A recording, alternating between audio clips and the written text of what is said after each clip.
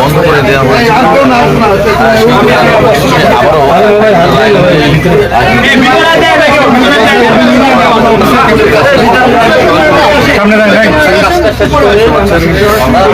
সামনে সামনে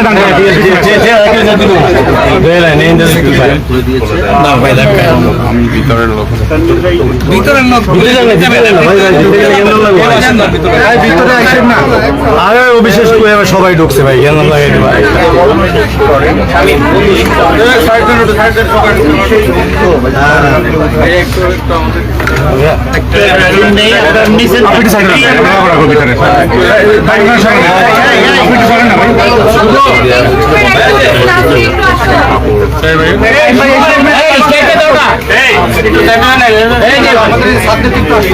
শুভ শুভ ধরো আচ্ছা ঠিক আছে, আপনার শেয়ার দিয়ে দিন। ভিতরে ঢুকতে পারবো না।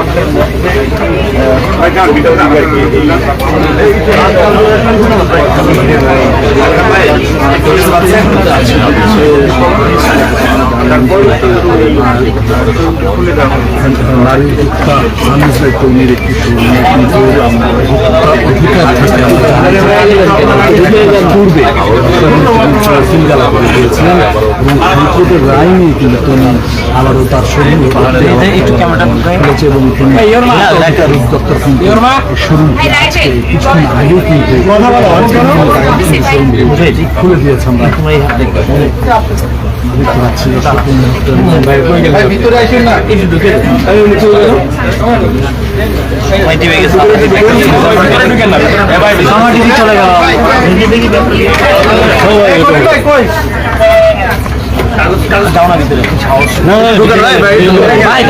চলে গেল। আমরা তো ফুটেজ পাবো না, অন্যজন ঢুকাইবেন না, আমরাও ঢুকবো ভাই। ওইগুলি করতে হবে, আরগুলি যেগুলি ঢুকছে তাহলে সবার অধিকার সমান দেবে, বের করলে সবাইকে করে দেবে।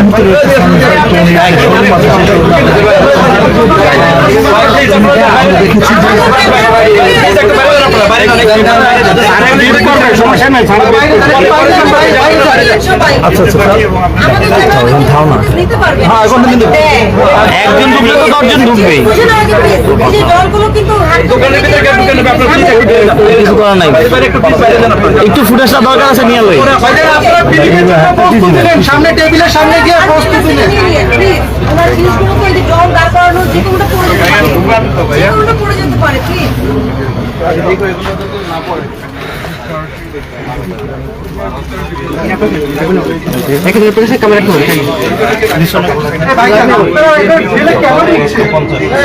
আপনাদেরকে বলছি যে একটু বাইরে থাকেন,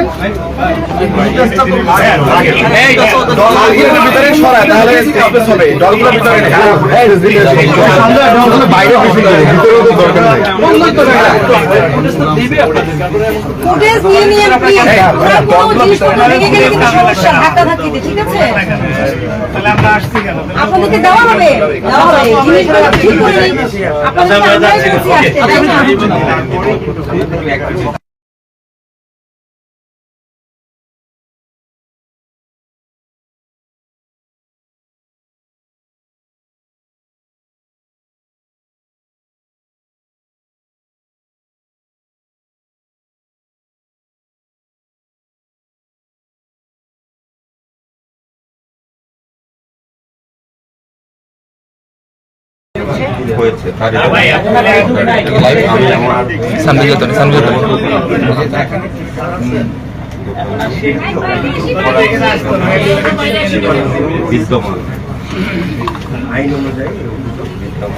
হয়েছে ওই একটু সাইডে খেয়াল রাখে, পিছন দিকে খেয়াল রাখি।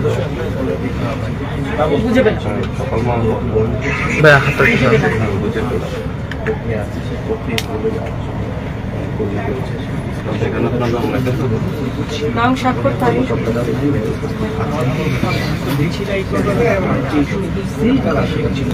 আমার সব জায়গায় পুরো নামে তারিখটা দিব। হ্যাঁ তারিখ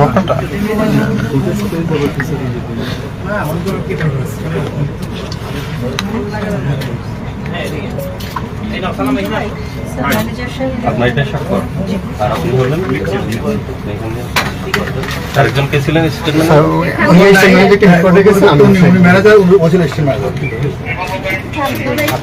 একটু প্লিজ ধাক্কা দেওয়া যাবে না।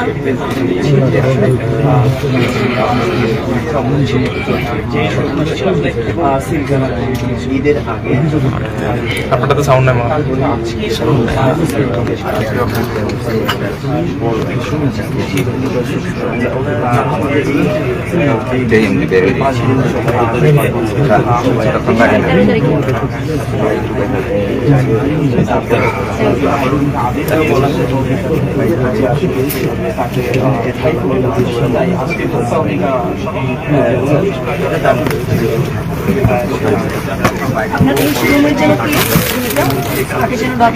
উনি তো না ইমন কোথায় ইমন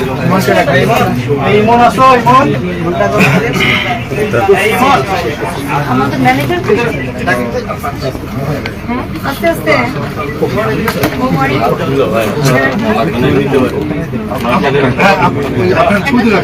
ইমন ভিতরে আসো,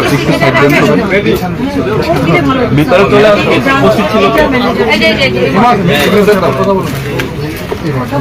হ্যাঁ কি এখানে ব্রাঞ্চ ম্যানেজার না ব্রাঞ্চ ম্যানেজার ছিল না এইভাবে না এটাই সিগনেচার। ফোন নাম্বার লিখে দিন। ফোন নাম্বার তারিখটা দাও। এই আউটলেটে কি ও ছিল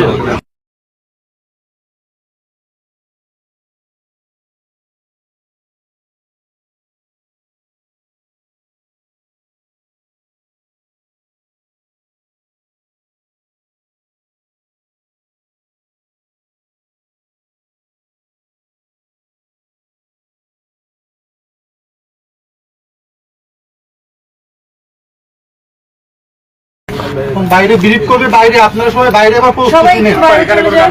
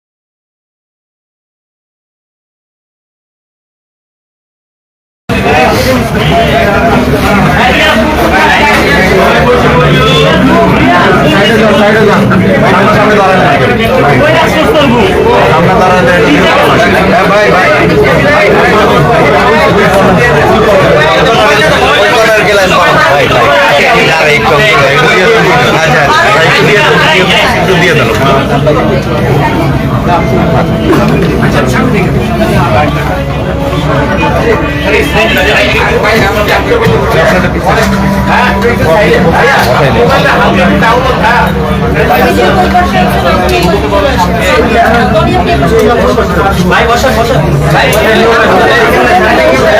বন্ধ করেন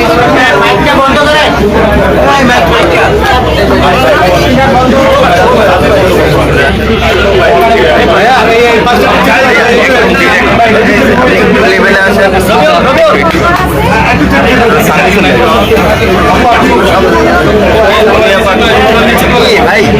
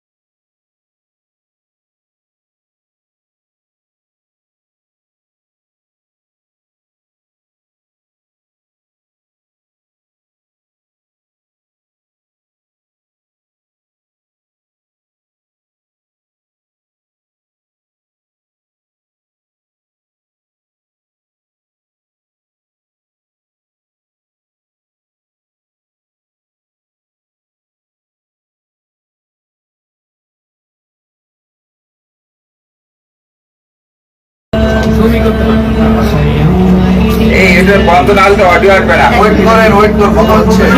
শুনে একটু মানে এটা অপশন সুন্দর হয়ে যাচ্ছে।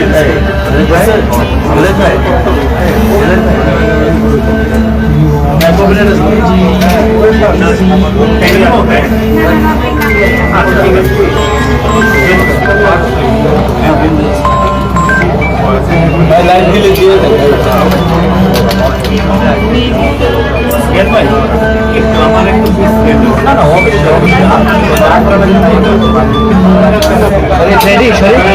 হ্যাঁ আমি রেডি, আমার লাইভ দিয়ে আছে। আমার ক্যামেরা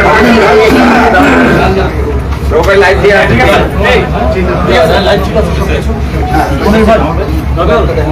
মিডিয়ার সকল সহকর্মীবৃন্দ, আসসালামু আলাইকুম। আমি বিকাশ চন্দ্রদাস, পরিচালক, জাতীয় ভোক্তা অধিকার সংরক্ষণ অধিদপ্তর, ঢাকা বিভাগীয় কার্যালয়ে কাজ করছি। আমাদের আজকে এখানে উপস্থিত রয়েছেন আমাদের সহকর্মী আমিনা আক্তার, সহকারী পরিচালক, ইন্দ্রাণী রায়, সহকারী পরিচালক। উপস্থিত আছেন এই মার্কেটের সাধারণ সম্পাদক জনাব হাসান সাহেব আছেন, আর সানবিজ বাই তনির যে স্বত্বাধিকারী মিসেস রোবাইয়া ফাতেমা তনি উপস্থিত রয়েছেন। আপনারা এই অবগত আছেন যে গত 13ই মে 2024 তারিখে জাতীয় ভোক্তা অধিকার সংরক্ষণ অধিদপ্তর একটা টিম এখানে এসেছিলেন।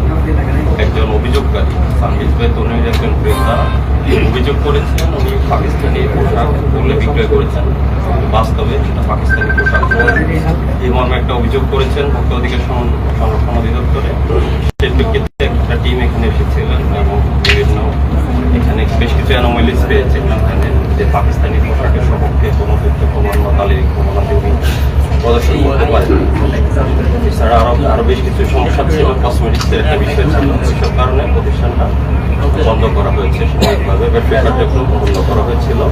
এবং এর প্রেক্ষিতে মিসেস তনিকে আমাদের অফিসে তলব করা হয়েছে এবং অপরাধ প্রমাণিত হওয়ায় 2.5 লক্ষ টাকা জরিমানা প্রদান করা হয়েছে।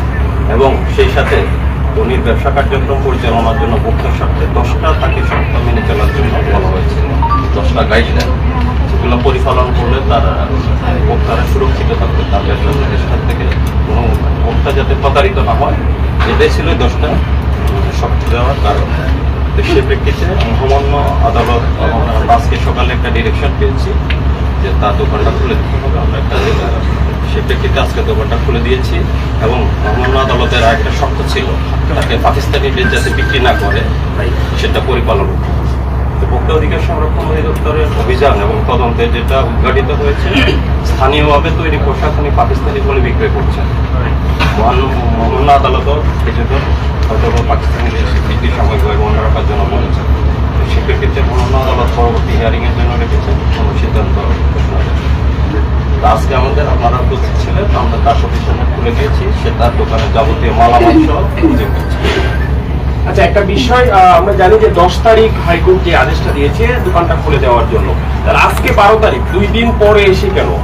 আমি অলরেডি আপনাকে বলেছি যে আমরা আজকে সকাল 9:30 আমরা আদেশটা পেয়েছি। হাইকোর্টের অর্ডারটা আজকে আজকে পেয়েছি, সে প্রেক্ষিতে আমরা কিন্তু দেরি করি আপনারা ছিলেন, আমরা পরিস্থিতি খুলে দিয়েছি। আচ্ছা, আপনি আপনার বক্তব্যে আরেকটা বিষয় তুলে ধরেছেন যে ওনাকে যখন ওনার জরিমানা করা হয়েছিল আপনাদের অধিদপ্তরে, তারপর ওনাকে 10টা শর্ত জুড়ে দেওয়া হয়েছিল, কিন্তু 10টা শর্ত জুড়ে দেওয়ার জন্য আপনার একই সাথে তার যে দোকান, সেই দোকানটিও বন্ধ রেখেছেন, তাহলে কিভাবে তিনি 10টা শর্ত পালন করেন? 10টা শর্ত আমরা দোকানটি বন্ধ রেখেছি, আমরা জরিমানার সাথে 10টা শর্ত দিয়েছি।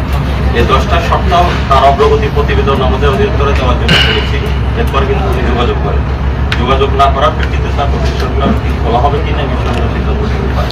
আচ্ছা, এখন আপনাদের তার প্রতি কি নির্দেশনা ভোক্তা আমাদের অধিকারের? নির্দেশনা একটাই, আমরা যে 10টা তাকে শর্ত দিয়েছি, যে গাইডলাইন দিয়েছি, এটা আমরা পোস্ট করবো ভোক্তা অধিকার সংরক্ষণ অধিদপ্তর নিয়ে এটা পরিপালন করছি।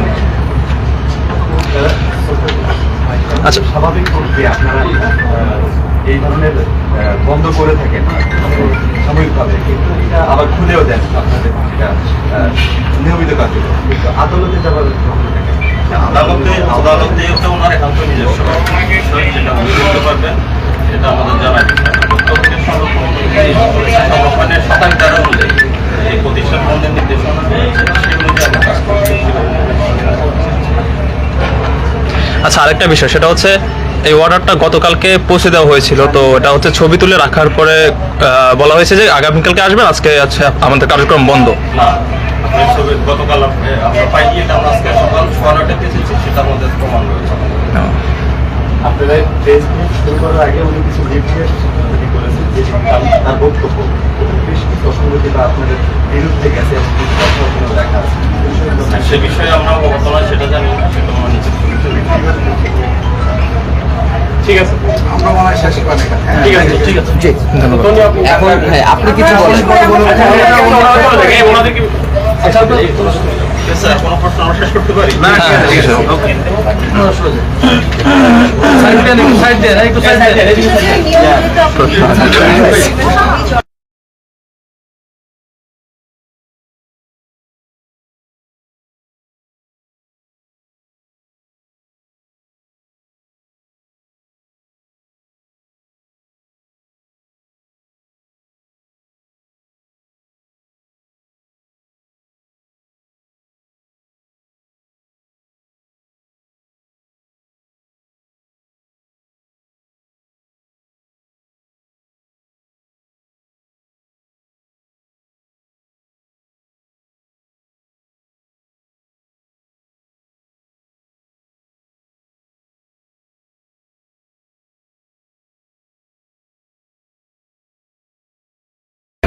হ্যাঁ, আবার বলেন। কম করা আছে অনেক আগে থেকে। আচ্ছা, তনি আপা, আপনার দীর্ঘ 1 মাস পর আপনার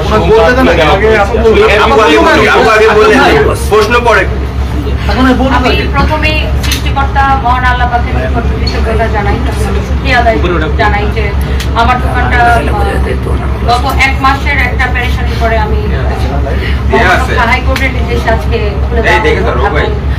আমি ধন্যবাদ জানাইতে চাই মাননীয় প্রধানমন্ত্রীকে, যিনি আমাদের দেশের বিচার ব্যবস্থাকে এতটা স্বচ্ছ রেখেছেন যে আমি একটা সরকারি প্রতিষ্ঠানের আমার সাথে অন্যায় হয়েছে বলে আমি মনে করছি, বলে আমি মহামান্য হাইকোর্টে গিয়েছি এবং আমি ন্যায় বিচার পেয়েছি। আমার আগে থেকেই মহামান্য হাইকোর্টের প্রতি আমার আস্থা ছিল এবং আমার মনে হয় এই রায়ের মাধ্যমে আমার আমি যে রায়টি পেয়েছি এবং আমি সন্তুষ্ট, এবং আমার মনে হয় এটা একটা পুরো বাংলাদেশে বিশেষ করে নারী উদ্যোক্তাদের জন্য একটা দৃষ্টান্ত নজিরবিহীন একটা রায় মহামান্য হাইকোর্ট দিয়েছে। কারণ একটা সরকারি প্রতিষ্ঠানের কর্মকর্তা আমার উপর যে জুলুমটা করেছে বিগত 1টা মাস, এটা আসলে আমি বাধ্য হয়ে মহামান্য হাইকোর্টের কাছে দিয়েছি। কারণ আমি আপনাদেরকে বলতে চাই, আপনারা সবাই অলরেডি অবগত যে আমার দোকানটা 13 তারিখ যে ক্রেতা পণ্যটি ক্রয় করে, তিনি সেটা অনলাইনে ক্রয় করে এবং